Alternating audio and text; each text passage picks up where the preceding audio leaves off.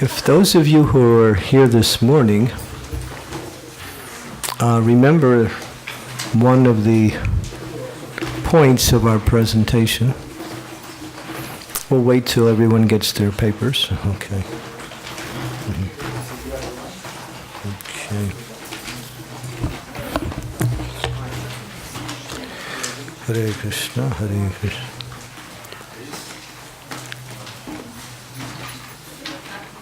You'll see there's two sets of prayers. One says prayer power, and on the other side of the same sheet it says during japa. And the other one is Sri Nama Mala Grahana Mantra. Now, these are highly recommended prayers that we offer to our chanting beads before we begin our chanting each day. So, in order to access more mercy,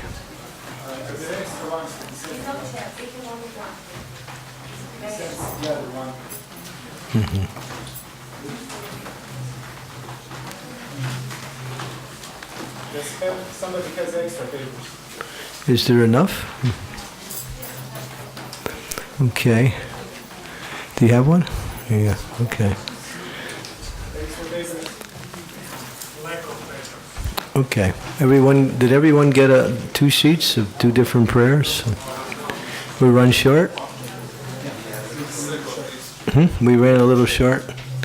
Okay, what we'll do is we'll photocopy a few more. There's some extra ones here. Okay.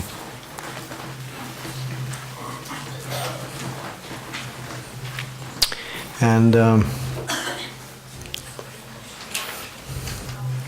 if you all remember this morning when we made our presentation on the Harinam Chintamani, there was one slide within the presentation that was somewhat fundamental to the success of our chanting, or the success of what we say attentive chanting. Attentive chanting is chanting. Inattentive chanting is an attempt at chanting. There's a difference. We remember that one verse that we read, that if one is not chanting attentively, one can chant 300,000 names or 3 lakhs of names every day and get absolutely no taste. So we go back to the point of how important it is to access that attention in our chanting. Now here, it also mentioned that in that presentation this morning there was one slide. And it's mentioned here on, if you look on your prayer things on the sheet, it says prayer power. And it's the one by Srila Bhaktivinoda Thakur. And it's not a prayer of humility, it's a prayer of reality.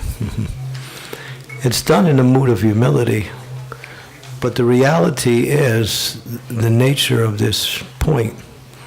And he says, he's praying to the great souls. And we pray to Bhaktivinoda Thakur because he is also a great soul.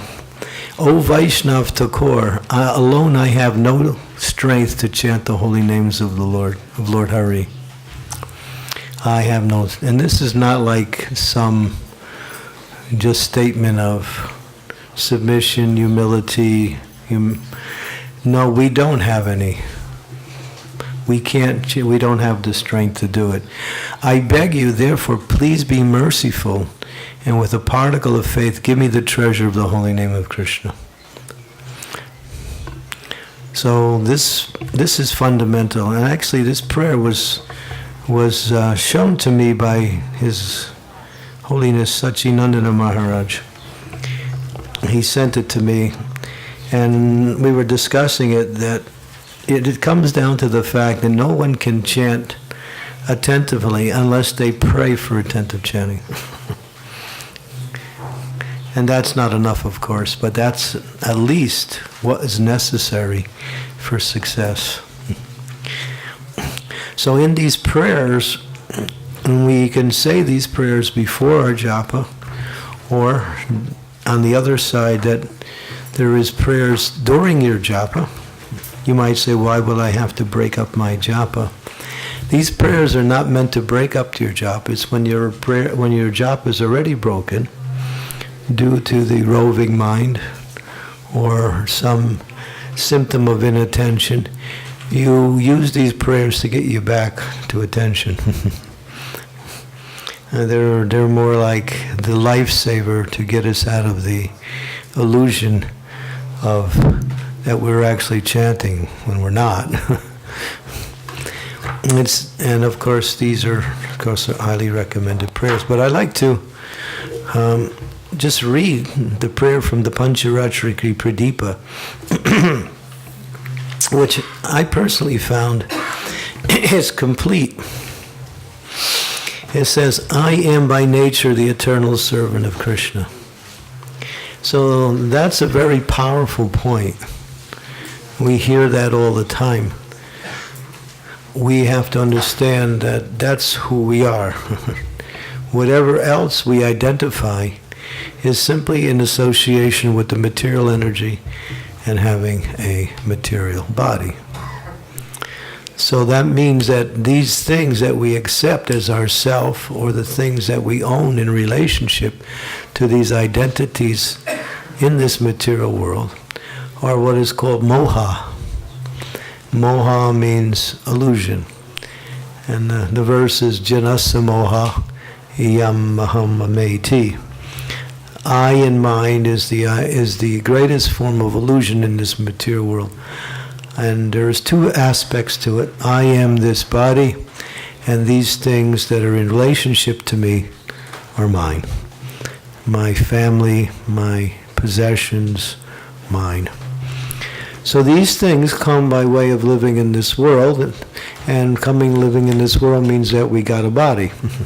If you don't have a body, you don't have any of these illusions. So when you get a body, you start off your process of becoming bewildered.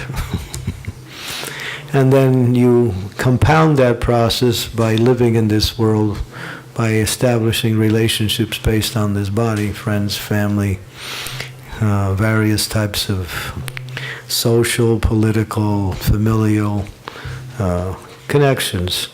And we identify that as me, or the reality of our existence.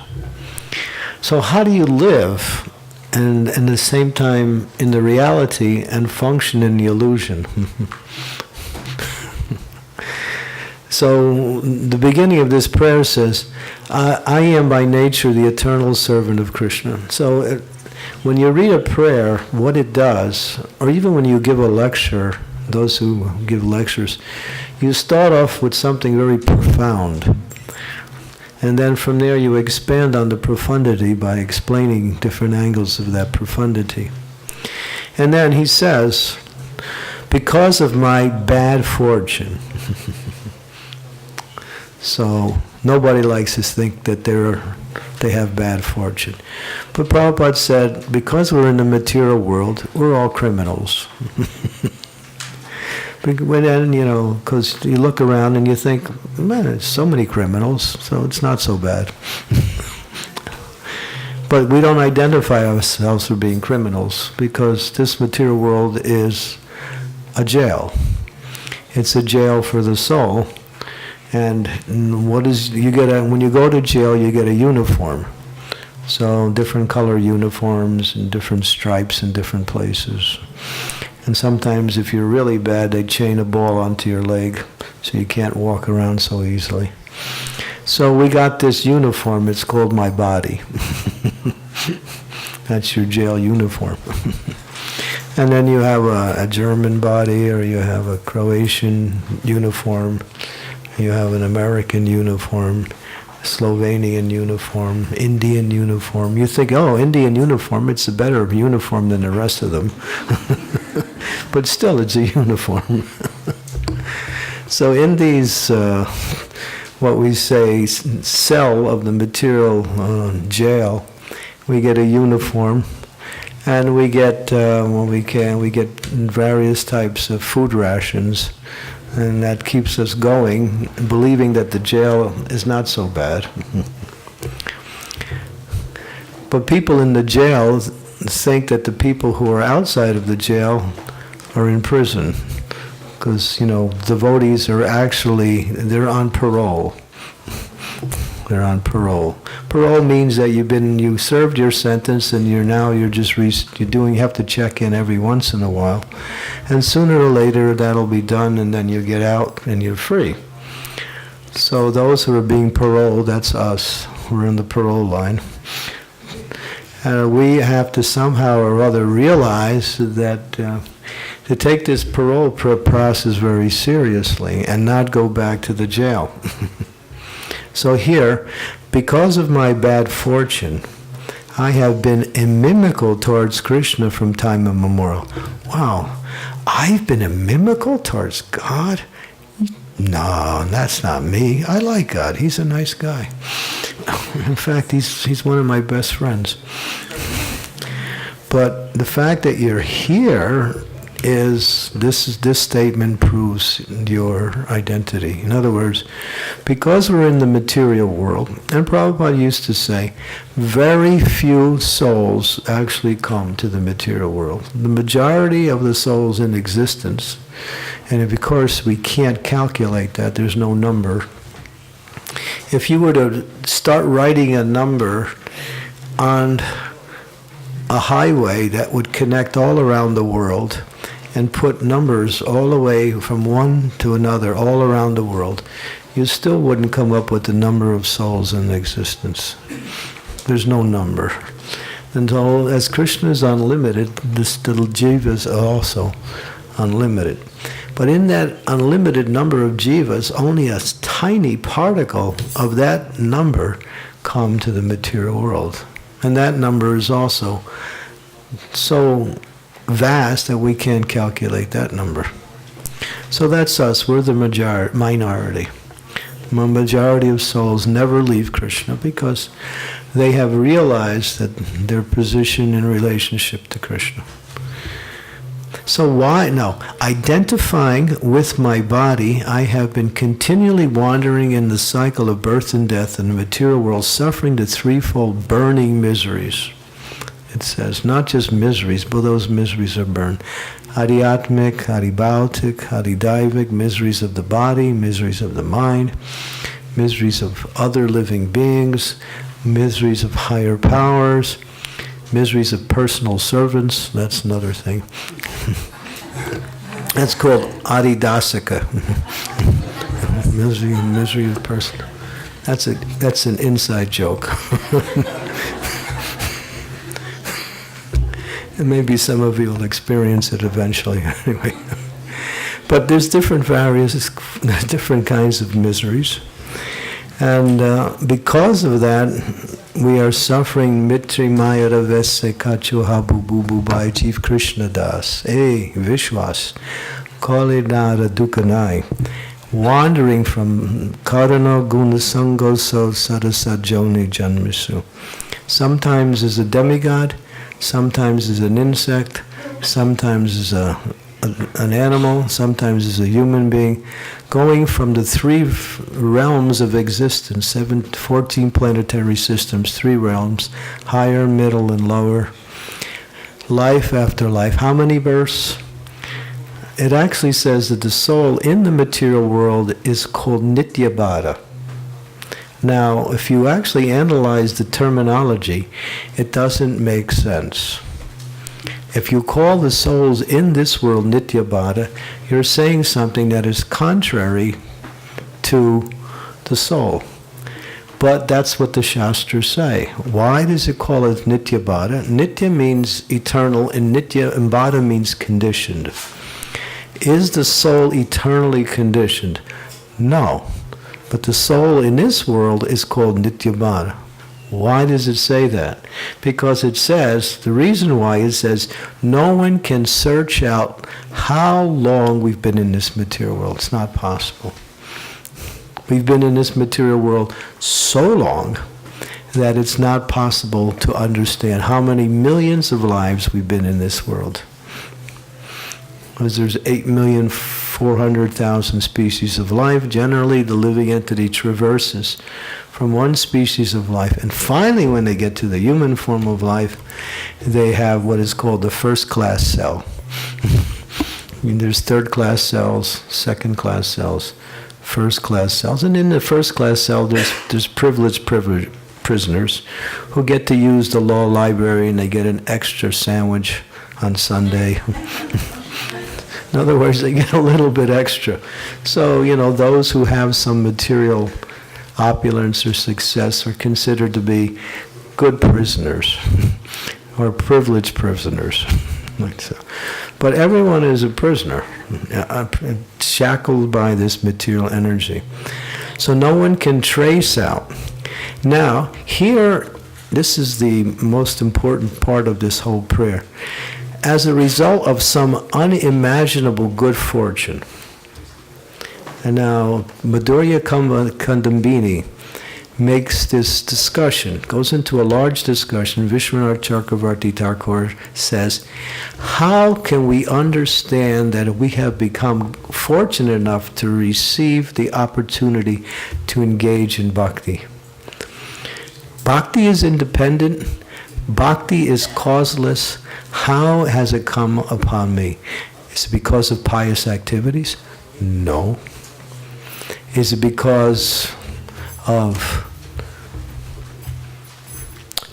something that is my good fortune, but I can't understand it? No. It sounds like that in this particular prayer. It gives many reasons. How have I come to the process of devotional service? Is it somehow Krishna chose me and he just wants me to have it? No, it's not even that. What is it?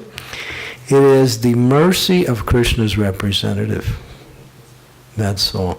That's my good fortune. Because he wants to give it to everyone, I have somehow been fortunate enough to receive it. So the mercy of the pure devotee, empowered spiritual master, representative of the Supreme Lord, who acts on the desire of the Lord, gives that mercy to those. Now, he's giving that mercy to everyone. But how many of them are taking it? So where is my good fortune amongst the fact that he's giving it, he's canvassing everywhere. Koro duke, what is it? Boro duke koro ga, boro duke, kore duke mo, what is that song? Surabi kunde che namera kure che kora nitai, boro suke kabogai, yeah, boro suke kabogai. He's going everywhere and canvassing here, please take this Maha Mantra, please take this opportunity to attain eternal happiness. This is what you've been looking for. And how many people take it? Very, very few. And how many people who, after they take it, stay with it to perfection? Very, very few. Because it's a very rare and very valuable gem. Why? Because Krishna is the greatest of all gifts. When Prabhupada started Krishna consciousness in 26 2nd Avenue, he was looking for a place to set up his programs. The devotees who were, we couldn't even call them devotees, they were hippies who were somehow got attracted to Prabhupada, found a storefront. And it was an old curio shop that used to sell little trinkets, knickknacks, and unusual items that people don't usually buy in the ordinary markets. And the name of the place was Matchless Gifts. Maybe you've been to that place in New York. Matchless Gifts. It's a little tiny storefront. It's so narrow. It's about as narrow as from that pole to here. And it's long, it's just like that. It's just long and narrow. It's a storefront. Prabhupada had his Vyasasan, and And devotees would come through the door and just sit. And of course, there was not too many places to sit. And when Prabhupada wanted to renovate it and make it look more like a temple, the devotees started to take down the old sign that was advertising the curio shop, which was matchless gifts. Prabhupada said, no, this is a perfect name for what we are giving. That gift that it cannot be matched. And what is that? Krishna. Krishna. That is the rarest and most valuable jewel, to get Krishna. Therefore, bhakti is the only means to capture Krishna. There's no other way. There's bhakta, there's bhakti, and there's Bhagavan, who is Krishna. So when bhakta has bhakti, he captures Bhagavan. So who's more powerful than Krishna? Bhakti. Bhakti can capture Krishna, nothing else. And that bhakti has to be Sudha Bhakti, or pure devotion, which is represented by Srimati Radharani. So therefore we pray to Srimati Radharani for her mercy, in order for us to execute devotional service in such a way that we can please Krishna by our service. So the prayer goes on. As a result of some unimaginable good fortune, I have attained the mercy of my spiritual master, and now I know that I am the eternal servant of Krishna. So now we know who we are. If you say, I'm not this body, that doesn't tell you enough. It just tells you who you're not. It's like saying you're a nobody. You're a nobody. I know, but what am I? You are something other than the body you inhabit. Do you have any relationship with this body? No. You create it, that's all. We create the relationship, that's all. But due to our attachments to the things in this world. So that creation is also an illusion, and the body that we have is the basis of that created illusion. So, do you like this lecture? It's okay? Okay. It's getting down to the essence. Because when you know who you are, and then anything that happens to you in this material world is inconsequential. Because it doesn't happen to you. It happens to your body. It's a fact. When we get sick, we don't get sick. The soul is never sick. The soul is never hungry. The soul is always what we say, Atmarama. That means self-satisfied.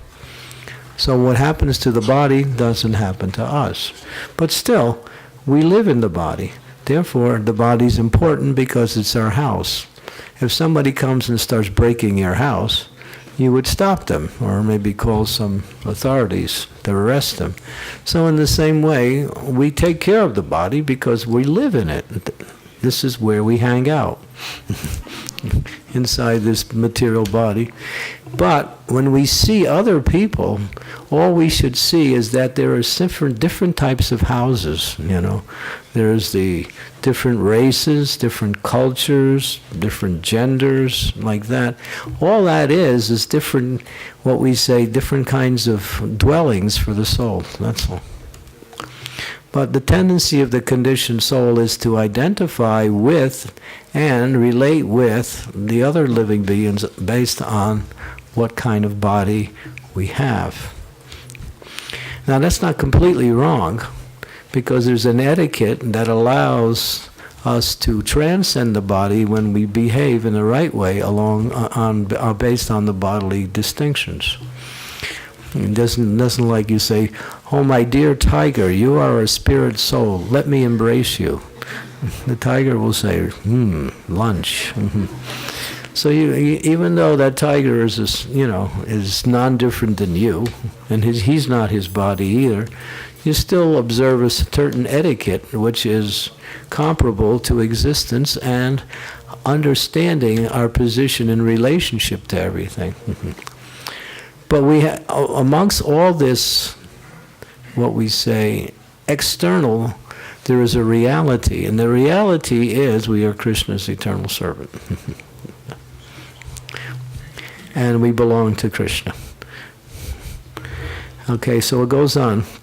Here, I am an infinitesimal spiritual being completely apart from the gross and subtle body. So it goes on. I have obtained the good fortune of serving the lotus feet of my spiritual master, Shri Guru. Guru is called Shri. Shri means decorated with all transcendental qualities. Under his order, I am following in the footsteps to serve the lotus feet of Sri Chaitanya Mahaprabhu and the name of your worshipful deity, Sri Sri Radha Madan Mohan, Sri Sri Radha Landanishwara, Sri Sri Radha Gokulananda. So this prayer, I find very edifying and very, it just helps me to focus my attention on who I am while I am chanting, I'm not this body. I'm Krishna's soul. I'm trying to connect with Krishna based on my real identity. So that prayer is more like a medium of connection. It helps us to establish our, what we say, the fundamental principle of sambandha. Sambandha means relationship. Krishna consciousness has three aspects: sambandha, abhideya, prayojana. You can't perform abhideya unless you are fixed in sambandha. What does that mean? Abhideya means the things we do in devotional service. Chanting, reading, serving, worshipping. All the activities that make up bhakti. That's called abhideya. But sambandha means the relationship. What is the understanding of relationship based on the activities we perform? So unless that is clear in terms of the relationship, we will not be able to perform abhideya properly. And therefore the goal, which is prayojana, which is love of God, doesn't manifest. So therefore, when you go through the Shastras, all the scriptures, the most profuse of all the topics is sambandha, relationships. What is my relationship with the other devotees? What is my relationship with the material world? What is my relationship with my spiritual master? What is my relationship with the different levels of devotees? What is my relationship with so many different categories of living entities and different forms of activity? When we have that clear, then abhideya manifests nicely. And through sambandha, abhideya manifests nicely, and what happens? One develops the qualities of a Vaishnava. In other words, those qualities that are conducive to the execution of devotional service. Without sambandha, those qualities don't really develop, because the principal quality within this relationship is that it's service, but it's service with humility. Not just service.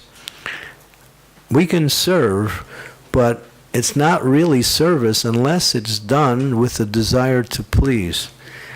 And unless it's done with the desire to please, it cannot really actually satisfy the soul, because if Krishna is not pleased, then we get what is called freedom from material miseries, but we don't really get Krishna.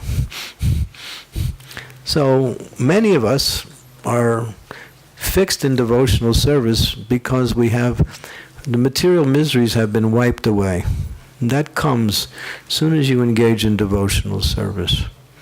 Those things, but that's a byproduct, and it's not even considerable. Devotees don't even care about material miseries, because these things just automatically go as soon as you enter into the process of bhakti. But we want to go higher, and when we want to develop those qualities that are conducive to loving relationships with Krishna and with Krishna's devotees, These are the foundations. So these prayers are these are prayers of Sambandha, understanding our connection with ourselves.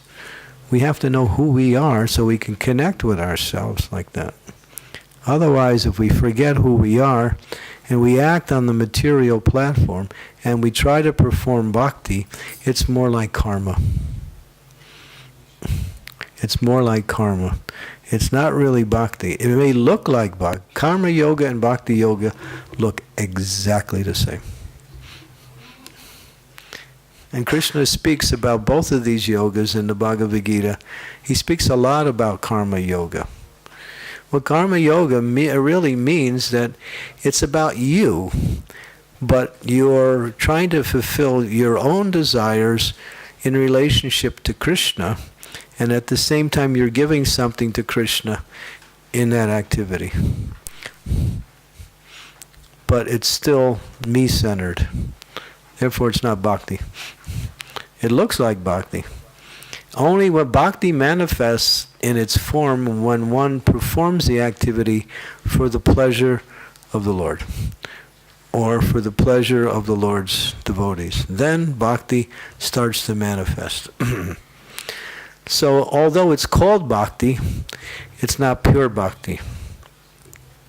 And sometimes when we hear activities that are mentioned as bhakti but are not pure bhakti, it's simply concessionary. It's not giving us the clear understanding, but it gives you an element that you're in the right place with the wrong consciousness. You're in the right place with the wrong mood. So having the right mood and being in the right place is actually bhakti. So bhakti means to please Krishna. Ayabila sita sunya jnana karmananavritam anukulena Krishna silanam bhakti uttama. We want to please Krishna. And we want to please the spiritual master who's Krishna's representative. We want to please the Lord by fulfilling the Lord's desire by giving Krishna consciousness to others. So these are different ways to see how we are approaching. So these are prayers of Sambandha, but they're also prayers to help reinforce or reawaken our real identity. Here, this next prayer is coming from the Srimad Bhagavatam 11:24. O my Lord, O Supreme Personality of Godhead, when will I again be able to serve your eternal servants? So the word again is mentioned there. That means at one time we were with Krishna in the spiritual world, serving all his servants while serving him at the same time. We did it before. We don't remember, because coming to the material world means you forget. We have done that in full, pure, transcendental consciousness.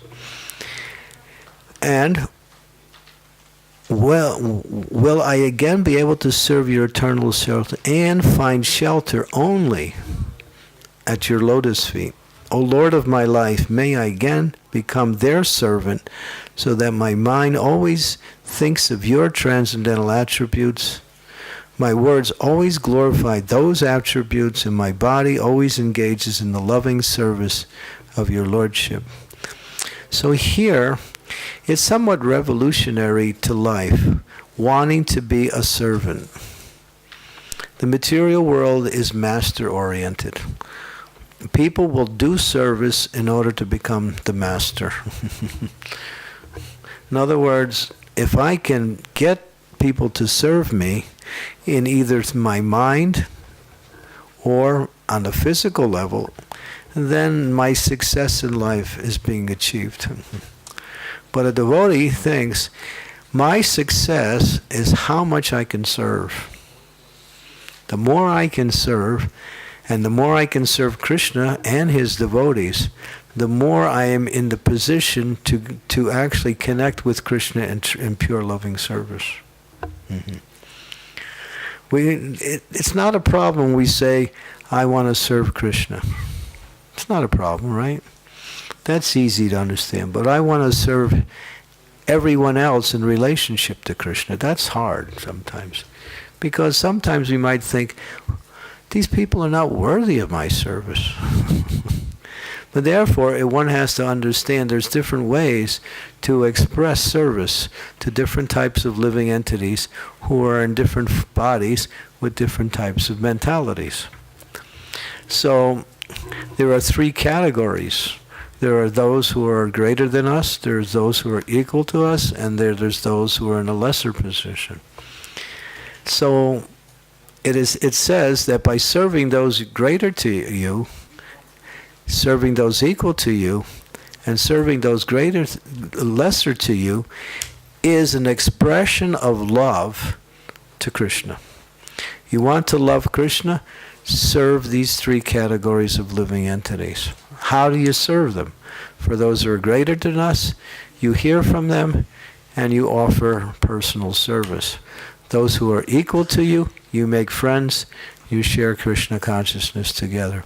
Those who are lesser, you show compassion, you give them a chance to come up and become more and more connected with devotional life. So the last one is called doya. Doya means compassion, reaching down to pull up. In the material world, people also have these connections with these three different categories of people, but they express it in a different way. Those who are greater than us, we feel envious towards them. This is the material. Now, this is not for devotees, but this is how the material world works. If someone is greater than them, then you can consider that person a competitor, or someone you want to overshadow. And sometimes when you have the same occupation or the same lifestyle, you want to destroy that person just to be in a better position. And this is called envy. So it's natural to envy people in the material world that are greater than you. You might eulogize that person or maybe glorify that person. Why? Because you're thinking, I would like to be like that also. Or sometimes we think, why should they have it? Let me have it. Now on the equal level, when people are on the equal level in the material world, what is their characteristics? They're always telling their friends that how wonderful they are. They brag about their own glories, their achievements, their characteristics. They want to impress their friends with whatever is considered impressionable by them. And those on the lower level, if someone's lesser than you, you feel good. You feel good.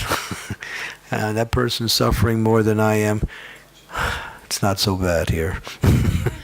Or at the same time, you deride them because maybe they haven't developed the same amount of qualities that you have. So you deride them, keep them down, press them down, find different ways to vilify them or criticize them. And that goes on in the material world all the time. People criticize people in lesser positions, lesser pecuniary positions, lesser familiar positions, lesser political positions, lesser, whatever lesser is as an opportunity to deride that person. So, but in the spiritual, it's the opposite. So Prabhupada writes in the purport, describing these three categories, if one follows this principle of honoring and serving those who are greater, making friends and serving those who are equal, and showing compassion to those who are in a lesser position, one will never experience the miseries of the material world. No even iota of misery will ever come upon them. Why? Because they're in the right consciousness. They don't draw miseries to them. In fact, miseries can't come because they are loving Krishna by honoring those who are greater. They are loving Krishna by serving and making friends with those who are equal. They are loving Krishna by showing compassion and raising up those who are in a lesser position. So this is the purport of the verse, that this is the way to love Krishna. Sometimes we say, I have no love for Krishna. How? This is how you can show your love for Krishna. By acting within these three categories. Jai, you got a haircut. Okay. You still left a lot on there. You must have had attachment on top of the on the machine there. Attachment means attachment, you know. Well, it looks good. It's okay. It's very nice. It looks very nice. You look effulgent. Prabhupada said, when we come shaven-headed, it looks like we're coming from Vaikuntha. They say, we have to shave you and save you. It goes together. Yeah. It's like, ladies, you're lucky you don't have to go through this. Jai Shri Panchatattva Ki Jai. Okay, so again, back to these prayers. So these prayers, and in the beginning, I kind of eliminated the first part, but it says, before beginning your japa, remember your Gurudev, Srila Prabhupada, and the cyclic succession, and offer prayers to them. So what is that prayer that we can offer? Om Agyan Timidandasya Gina Jana Salakaya Chaksu Unmilitam Yena Tasmai Shri Gurave Namaha Shri Chaitanya Manobistam Staptitam Yena Bhutale Swayam Rupa Kadammayam Dadati Svapadantikam Bande Ham Shiguro Shiguta Padekamalam Shigurun Vaishnavamscha Shri Rupam Sagrajatam Sahagana Raganatam Vitam Tam Sajivam Sadvaitam Sarvadutam Parijana Sahitam Krishna Chaitanya Devam Shri Radha Krishna Padam Sahagana Lalita Shri Vishakam Vitamscha Hey Krishna, Karuna Sindhu, Dinabandhu, Jagatpate, Gopesha, Gopika Kanta, Radha Kanta, Namostute, Tapta Kanchana, Gaurangi, Radhe, Vrindavaneshwari, Vrikabhanu, Suti Devi, Pranamami, Hari Priye, Vancha Kampa Tarubhischa, Kripa Sindhu Paevacha, Patitanam Pavanebhyo, Vaishnavebhyo, Namaho Namaha, Shri Krishna, Chaitanya, Prabhu Nityananda, Sri Advaita, Gadadhar, Sivasadi, Gaur, Bhaktavind, Hare Krishna, Krishna Krishna, Hare Hare, Hare Rama, Rama Rama, Hare Hare. And when we actually understand what we're saying, we're actually offering our prayers and respects and glorifications to our spiritual master, to all the spiritual masters, to Radharani, to Krishna and his different manifestations of qualities and characteristics, to Lalita, to Vishaka, to Rupa Goswami, to all the 6 Goswamis, to Vanchakalpatarubhascha, means to all the great souls. So these prayers are complete. So if we were to recite these prayers, just that section, what we just did, we do that before class, before your japa, that is a complete prayer to all aspects of the transcendence, the Guru, to Krishna, and to the previous acharyas, and to the internal energy of the Lord, and to the manifestation of the Lord in his form as Sri Panchatattva. So that's a nice way to begin in japa. And then you begin after, and then you can also offer other prayers. Now, if you look on your other sheet, the second sheet that we have, you'll see this is quite a unique prayer that is not so much known, even within Vaishnava circles. And it's called Sri Nama Mala Grahana Mantra. These are prayers to the beads. So our japa beads are actually Krishna and 108 gopis. One time, Srila Prabhupada saw someone's japa beads hanging on a nail somewhere in the temple. There's a nail and the beads are... Prabhupada said, the gopis are crying. That's what he said.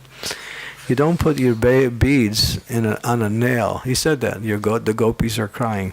Because those beads are the 108 principal gopis. And there's two principal gopis.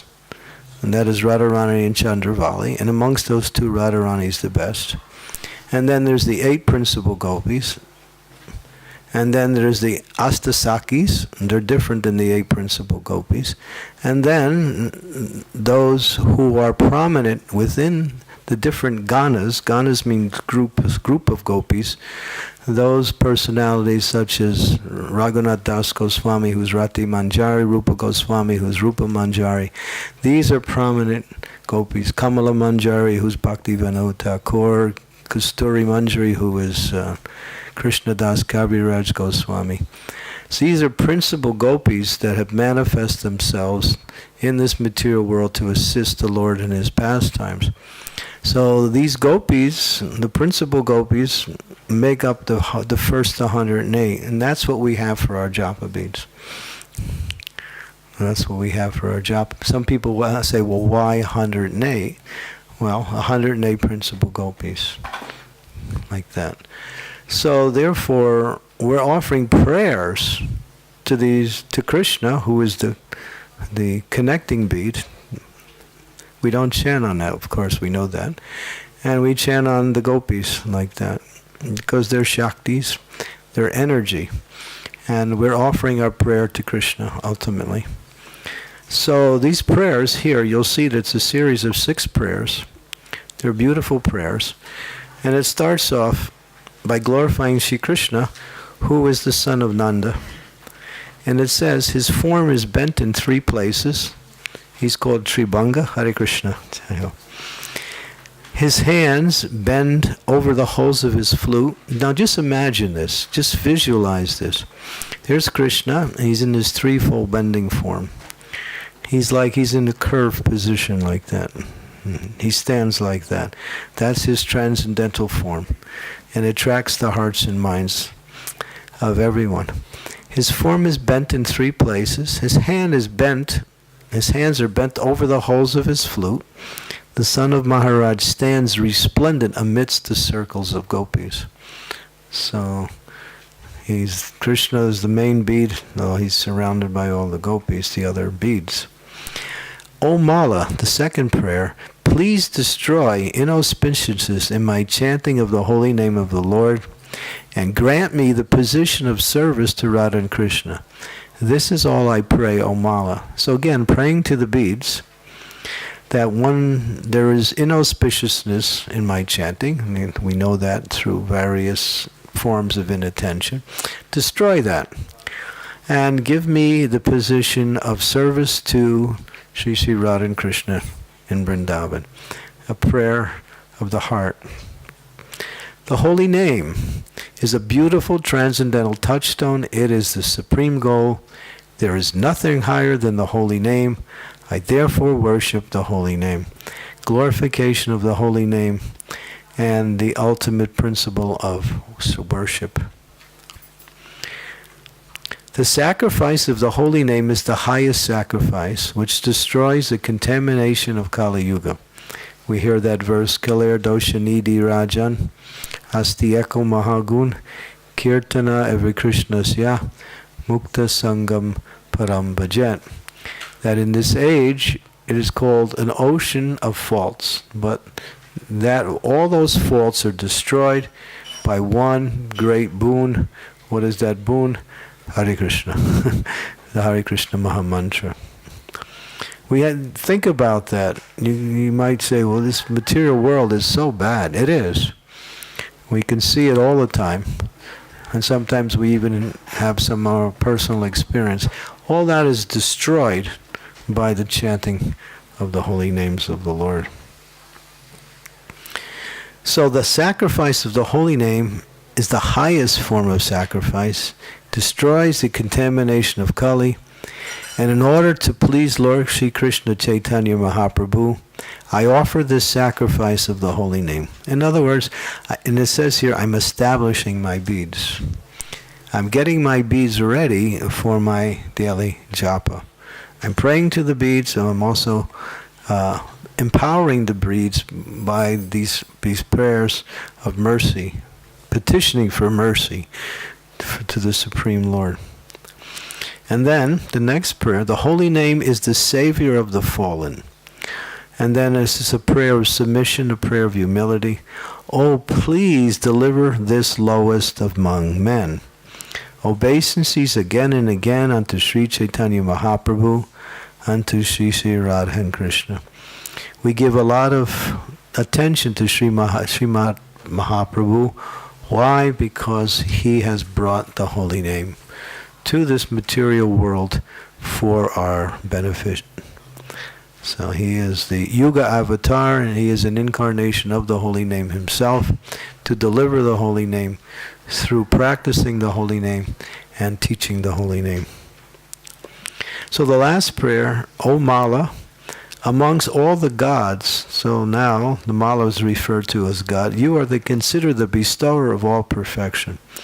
By dint of this fact, O Mother, so now the beads are come to the point of mother. Mother means nurture. Mother means heavy. Just like we don't really connect the word heavy with mother, but what does it mean? Heavy with love. How is that understood? When the Yaksha, who was actually Yamaraj in the form of a Yaksha, said to his son Dharmaraj, what is more heavier than all the mountains on the earth? And Yudhisthira was very intelligent. He said, Mother. Mother is the greatest of all personalities in this world. When we honor our mother, just like the scriptures actually say, there are 7 mothers. And our personal mother is also one of the 7 mothers. The earth is mother. The cow is mother. The wife of the guru is mother. The wife of the Brahmaniya is mother. The wife of the political head of the state is considered to be mother. And the nurse is also mother. The 7 mothers. So those persons are worshipable. They're worshipable.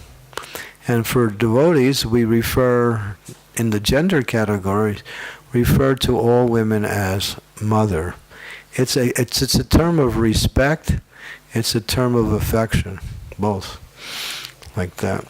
And that helps us to keep our consciousness away from the sensual aspect of boy-girl connection when we see women as mother, like that.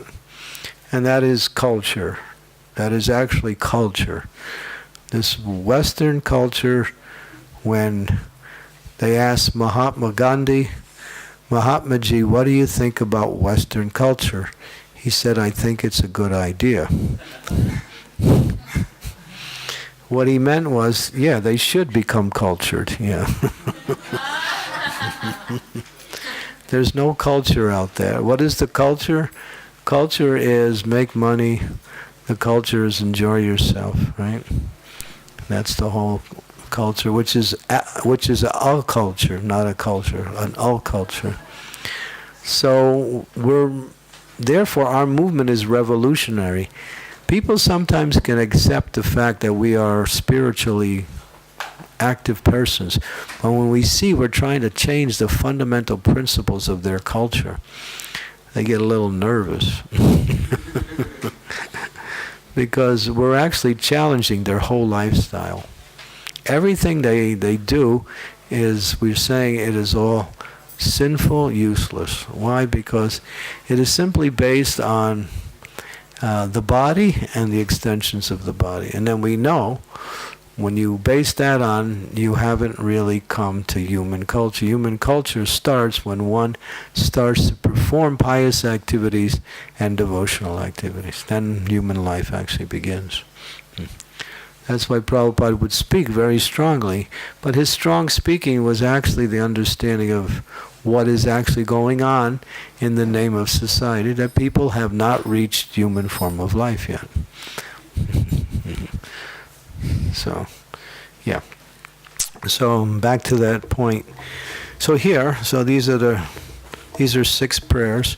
So you can recite these prayers every day before you do your japa. I've been doing it regularly for a while, and I've found, and I can give an honest personal testimony. It's not something I'm just saying just to inspire you. I feel more enthusiastic to chant.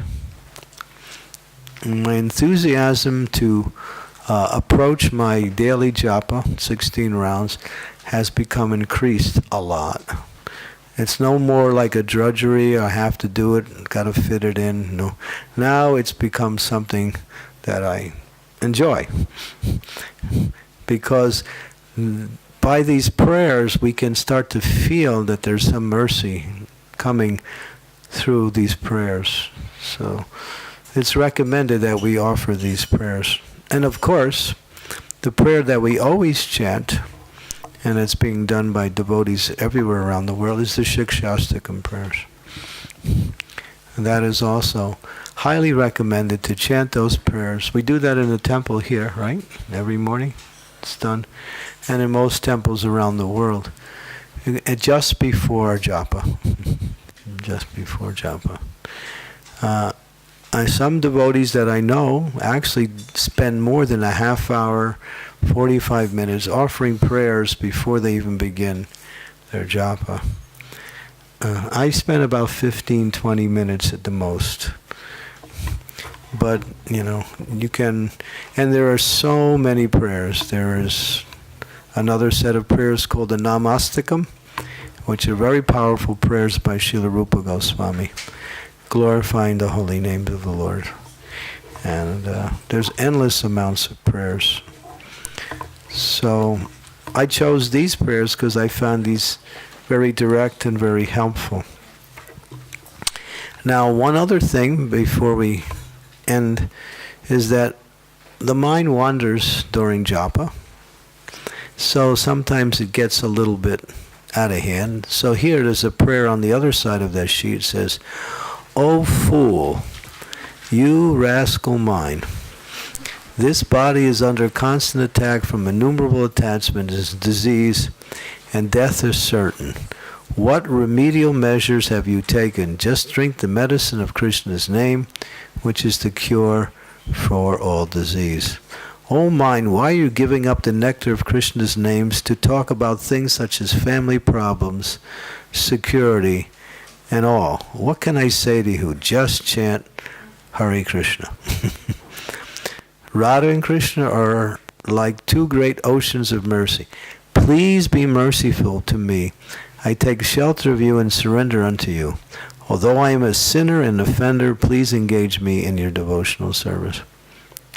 So here, these are prayers these are recommended. It's not like you have to chant these prayers, but if you find them useful when your mind is somehow or other continues to wander or continues to try to solve problems, these are good prayers. So keep those sheets with you. Is there anyone who didn't get a sheet? There's a few devotees here. And mostly all Slovenian devotees, right? So I'll be here for a few more days. So, where's Janakinath? Is he here? No. Is he there? He's hiding? Or maybe Mahatma. Mahatma, just take note of the devotees that didn't get the sheets, and we'll make sure we get those sheets too. Any of the ladies that didn't get any? Okay. So we'll make sure you get those prayers also. Any questions? Cool, so you always have a question. That's good. Okay. I'm you. Yeah, go ahead. Very big mouth. Speak your question, Kusho. Kusho, speak your question. So, what does, in the Bible, what does Krishna tell us to do? He says, what does he tell you to do? Yeah. He says, love We me. won't find a big mouse. He says, give your love to me. Stop giving your love to so many other things. Okay. Thank you. Any other questions? Although I saw another hand up somewhere. Okay. Sri Devi? Guru Maharaj, I was just thinking about the time factor. The whole morning program, the Mangal Arati, is designed for us to come to the mode of goodness at least and be still and to chant the holy names nicely. So when we are already, spending about half an hour, 45 minutes in the Mangal Arati, aren't we already praying the Gurvashtakam? We are praying to Lord Nrsingadev, we are praying to Tulsi Devi, and then of course we may make some personal prayers, and then so if we go on to chant all these prayers, would it not take at least another hour more? No. Just to chant the prayers on the one side, where it says prayer power, and to chant the prayers to the beads takes about 10 minutes. So maybe not even that. Thank you. But these are direct. You're actually praying directly for the mercy of the Lord during your chanting. This is direct. The other prayers are also prayers and are also powerful, but this is, you're making a direct petition. Mm-hmm. Yeah. Is there a question? Yes. Okay.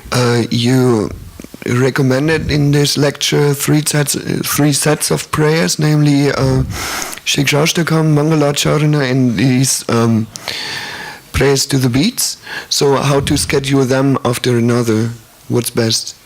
Well, some of us don't have an opportunity to go to the morning program. Some of us live in Grihastha enclaves outside and don't always attend the morning programs. So, therefore, they can do those prayers in whatever sequence. But I would say prayers to the spiritual masters are first, so the Mangalacharanam would be first. Like that. And then prayers to the beads, and then Shikshastakam prayers, like that. Okay.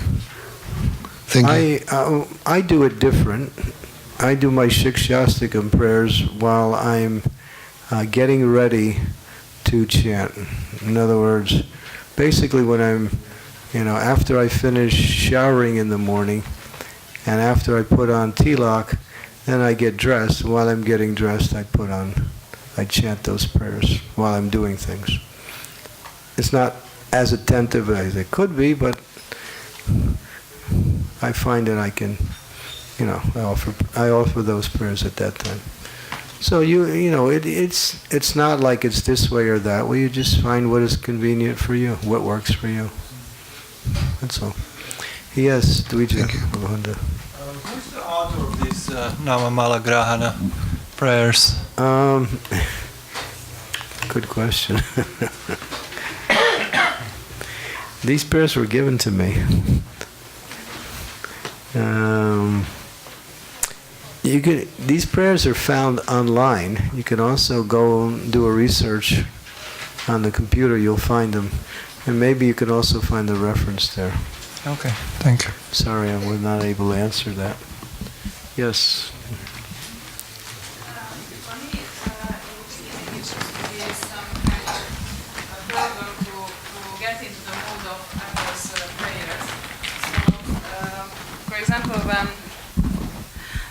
For example, when first I started to offer some kind of bhoga for Krishna, I also did it with my own words. And I know that these prayers definitely have greater potential than which I can offer, but does it have any value if at first I start to offer my own prayers with my own words? Prabhupada said you can do both. He said you should recite notable prayers, that means prayers by the great souls, and you may also offer a personal prayer. Mm-hmm. Your personal prayer should be done from the heart, with sincerity, not like very perfunctorial. Offer it nicely. Yeah. Yeah, Satsrup Maharaj has written a book about prayers, and he talks about both of them. If you get that book, it's complete. He talks about the whole science of approaching prayers and offering prayers. Yeah. Yes, Krishna Premi. Guru Maharaj, I'm a little bit bewildered because only a little. Oh, that's very good. Some of us are really bewildered. When we are coming to the movement, in the beginning everything is blissful, just being in kirtan, and we are in ecstasy. And process seems very easy in the beginning, and then the more we are studying, the more these things revealed to us, it seems more and more difficult. So, and I'm really. Why does it become difficult as you go on, right? Yeah. Yeah, why? Because what happened to the bliss? I mean, then you understand that you don't know what is bhakti actually. You are practicing karma, and you see anarthas, and it seems one of our senior devotees had we used to have an understanding. It was also something that was surmised. In other words, we said that when you first come, Krishna gives you bliss, then he takes it away, and so you can become